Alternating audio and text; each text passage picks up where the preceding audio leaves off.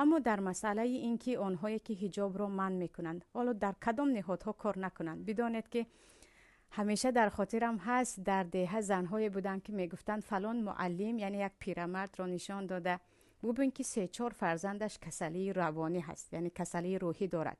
این جزای الله هست برای این پیرمرد، برای آنکه در وقتش تمام طلبه ها را یک به یک در مکتب در وقت رمضان آب می نوشانید، یا اینکه چیز به دهانش میکرد که روزت رو بخور. الان ببین که فرزندانش کسلی روانی ان، جزای الله در دنیا به سرش آمد.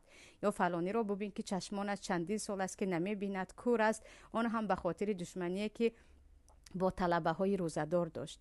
و این وعده الله هست، ان الذين يحادون الله و رسوله اولئک فی الاذلین. آنهایی که به الله و با پیامبر دشمنی میکنند خار و ذلیل هستند در دنیا و در آخرت. آنهایی که امروز به خاطر جای کار یا به خاطر هر چیه زنی حجاب دار روی مالت را از سرگیر میگویند، یا اینکه خواهر برادر رو میگویند اینجا نماز نخوان، اینجا برای نماز خواندن نیست، فی الاذلین، از خار شدگانند که ان شاء الله اطرافیان هم شاهد میشوند که در همین دنیا با چه عذابی میروند.